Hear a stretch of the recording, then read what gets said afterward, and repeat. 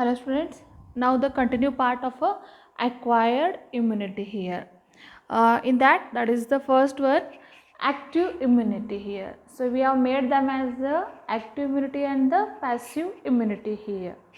Now it is the active immunity. So this is the immunity which is going to be active functioning of the person's own immune system here.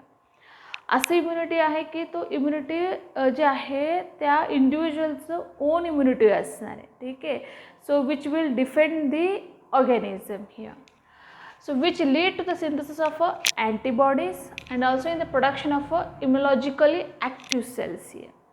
की तो immunity असा आहे की त्या इंडिव्हिज्युअलचं स्वतःचं असणार आहे.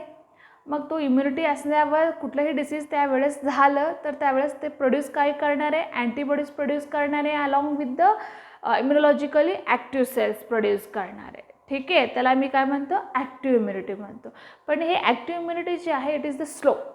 Okay. It is slow and it will give a result. Okay. Very after a long time here. ठीक आहे. म्हणून त्याला मी काय म्हणतो की that is the active immunity असं म्हणतो.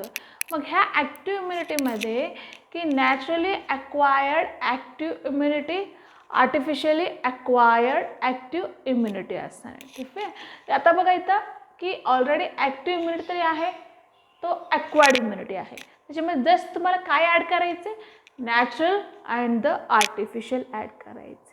ठीक आहे. आता तो वर्डच आहे ना, तुम्हाला नॅचरलचं मिनिंग माहिती आहे, आर्टिफिशियलचं मिनिंग माहिती आहे. नॅचरली आपल्या बॉडीमध्ये आहेत आणि आर्टिफिशियली आम्ही घ्यायला लागलो. इम्युनिटी नॅचरली आपल्या बॉडीमध्ये आहेत आणि आर्टिफिशियली इम्युनिटी आम्ही डेव्हलप करायला लागलो. ठीक आहे. आता इथं बघा की natural infection by the pathogen generates the antibodies and the specialised lymphocytes. की इन्फेक्शन आहे, that infection is caused by this pathogen. Okay. हे तरी फिक्सच आहे की डेफिनेटली तो आपल्याला इन्फेक्शन जे आहे क्रिएट होणारच आहे. ते इन्फेक्शन कसं क्रिएट होणार आहे, नॅचरली आहे. मग तो नॅचरली क्रिएट झाल्यानंतर, डेव्हलप झाल्यानंतर त्यावेळेस काय जनरेट झालं, अँटीबॉडीज आणि लिम्फोसाइट जनरेट झालं.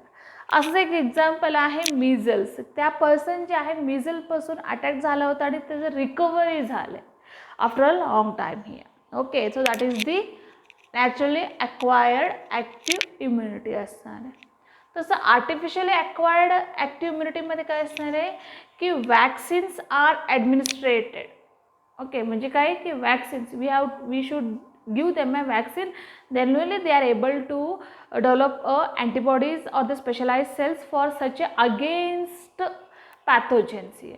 त्या पर्टिक्युलर पॅथोजनला तो वॅक्सिन काय करण्यात ते डेव्हलप होणार की त्यावेळेस तो वॅक्सिन जे आहे तो आपल्या बॉडीमध्ये एंटर झाले की त्यावेळेस तो अँटीबॉडीज तयार होणार. म्हणून vaccines are administered to the body which generates the antibodies and the specialised lymphocytes. ठीक आहे. काय म्हणते मी की तुम्हाला माहितीच आहे की when we are having a birth, so the vaccines are given from the day of a birth to the 5 years here. Okay. So up to the 5 years there are the vaccines called as BCG vaccines or the polio vaccines here.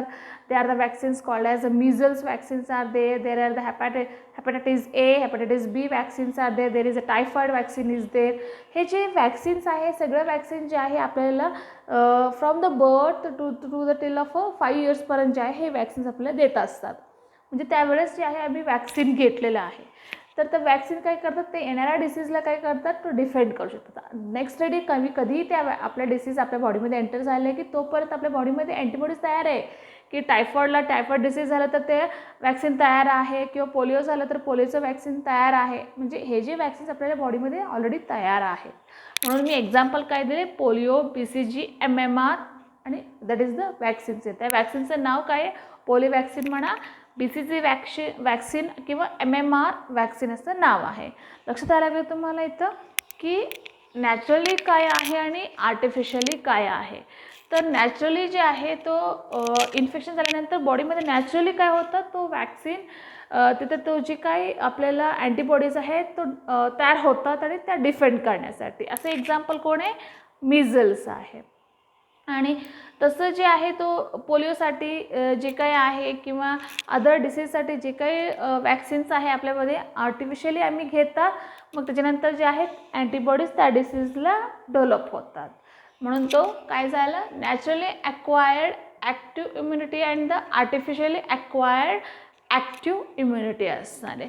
तुम्हाला नीटमध्ये ह्याच्यावर questions आहेत किंवा तुम्हाला differentiate करा असं म्हणतात की normally differentiate तुम्हाला active immunity and the passive इम्युनिटीचं हे डिफरन्शिएट थेरीसाठी इम्पॉर्टंट आहे किंवा innate immunity and the acquired इम्युनिटीचं हे डिफरन्स तरी इम्पॉर्टंट आहे. ठीक आहे, हे दोन्ही कन्सेप्ट इम्पॉर्टंट आहे. किंवा right a short note on the active immunity तरी इम्पॉर्टंट आहे. ठीक आहे, मग आता त्यावेळेस जे आहे हे जे एक्झाम्पल्स आहे हे एक्झाम्पल्स रिलेटेड त्यांनी काही क्वेश्चन विचारतात तुम्हाला. So which disease they are the which disease असं म्हणतात, ते डिसीजचं नाव देतात. Which are of the following immunity. Okay, त्या चारही इम्युनिटीचं नाव देतात त्यांनी. Naturally acquired active immunity, artificial acquired active immunity, naturally acquired passive immunity and the artificially acquired passive immunity. असं डिसीजचं नाव घेऊन तुम्हाला त्या 4 ऑप्शनचं नाव तुम्हाला विचारतात. ठीक आहे, त्यासाठी हे इम्पॉर्टंट आहे. एक्झाम्पल लक्षात ठेवा, आपोआप तुम्हाला काय होतं तो वर्ड थ्रू तो कॉन्सेप्ट जे आहे लक्षात येतं. आर्टिफिशियली आम्ही घेतलेलं आहे आणि नॅचरली आपल्या बॉडीमध्ये अँटीबॉडीज जे आहेत तयार झालेले आहेत. ठीक आहे, आता नेक्स्टमध्ये आम्ही काय करूयात की पॅसिव्ह इम्युनिटी काय आहे ते बघून घेऊयात. ठीक आहे, थँक्यू.